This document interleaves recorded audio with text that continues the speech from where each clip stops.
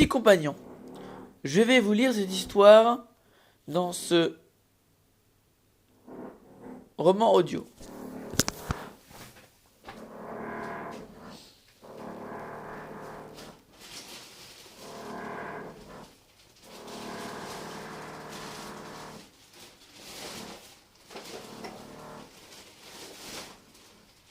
Les 6 compagnons et les espions du ciel.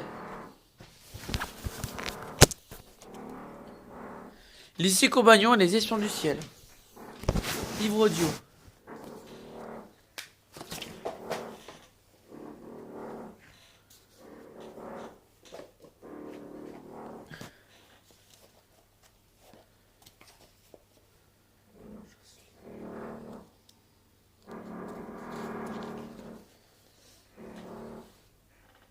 Chapitre 1. Chapitre 1er. Une lettre d'Afrique. C'était le matin du 2 juillet.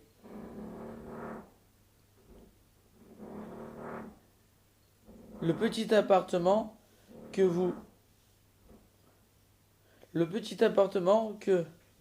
nous occupions au 5e étage d'une vieille bâtisse de la Croix de l'Ain, qui domine la vieille seule, non pas tout à fait, car si mon père était au travail, ma mère, sortie avec mon petit frère, Kafi, me donnait compagnie. Kafi, c'était mon chien, un gros chien loup. Les 6 compagnes qu'on avait donné dans mon village natal, en Provence, alors qu'il n'était pas plus gros qu'une pelote de laine, et que, après toutes sortes d'aventures, j'avais réussi à faire venir à Lyon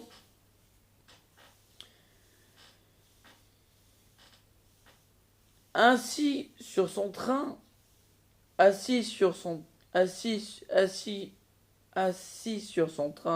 de derrière, la tête posée sur la table de la cuisine, où j'avais ouvert mon album de timbres.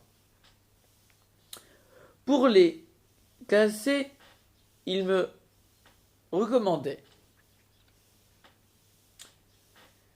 De ses bons yeux intelligents, en soudain, il s'adressa à ses oreilles aussi pointues que son cornet de papier.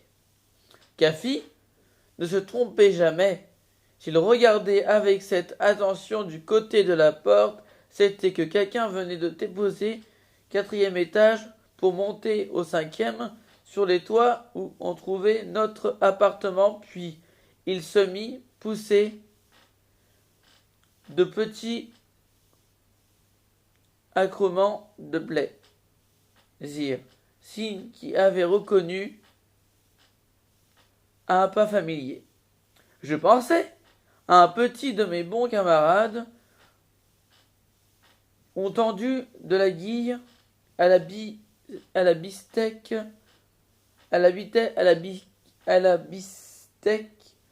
ou cafferon, qui formeraient avec moi cette solitude et qui éperont nos compagnons de la Croix-Rousse, comme on l'appelait dans le quartier.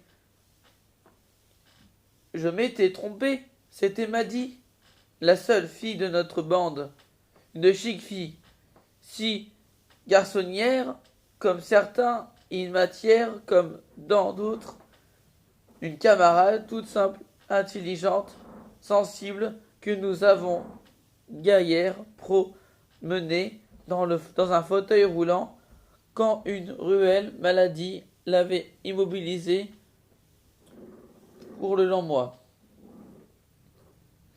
La porte à peine ouverte, Kafi se précipita sur le désarmement, sur les pattes arrière.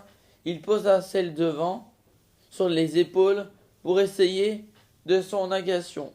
Maddy était montée sur ses réalisations, qu'elle attelait, mais son visage rayonnant annonçait une bonne nouvelle.